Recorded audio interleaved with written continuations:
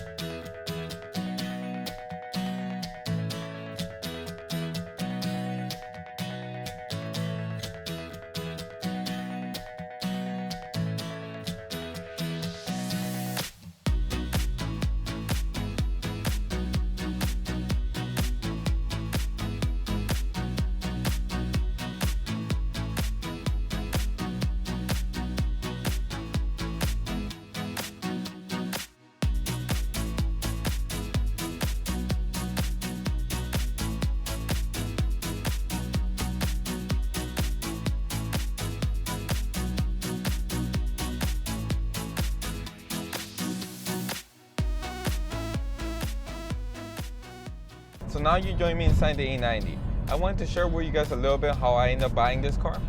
This car came up for sale on Facebook Marketplace, ended up being a dealer near me locally. I live in South Florida. They had the car listed for like 15 grand. I had known about this car before, had seen it listed by its previous owner before the dealer.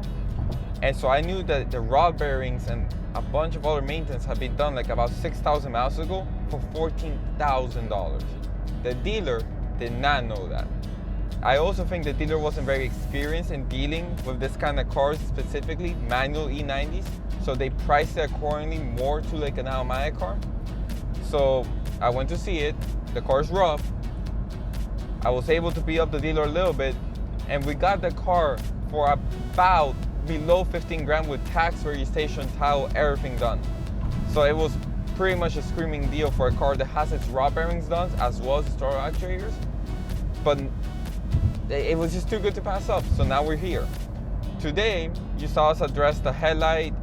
We took off the wheel liner. Well, we took off the passenger side wheel liner because the driver's side is basically non-existent.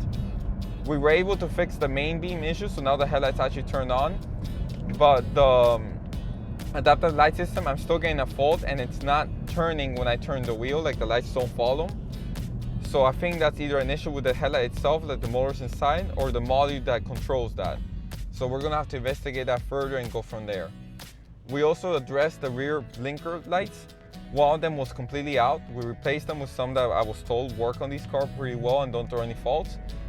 Now the opposing side that we fixed is blinking fast even though it's working. So it seems like those bulbs are not compatible, so I'm probably gonna have to order a new set and just quickly swap them out. As far as other issues this car has, well, the interior is a mess. The exterior was repainted at some point. I'm pretty sure it was never an accident. The Carfax is clean. But if you see the top of the steering wheel, it's like melted. So I think that the paint got sun damage really badly at some point in its life, and somebody repainted it in a really bad way. Most of the moldings are painted over, there's overspray everywhere. It's just a complete mess.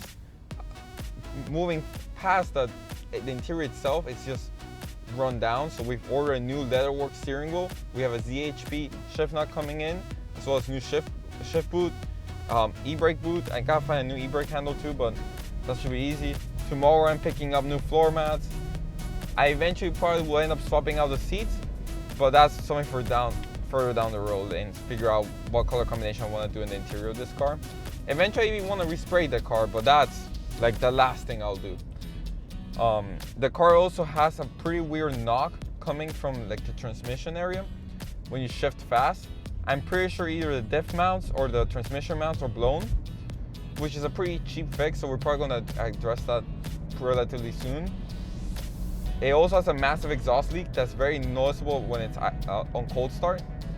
I already have an appointment for Monday to be addressing that, so that should be a relatively easy fix. Maybe I'll take advantage of the opportunity to do some exhaust work to make it a little louder, because I don't know if you can hear, it's not very loud.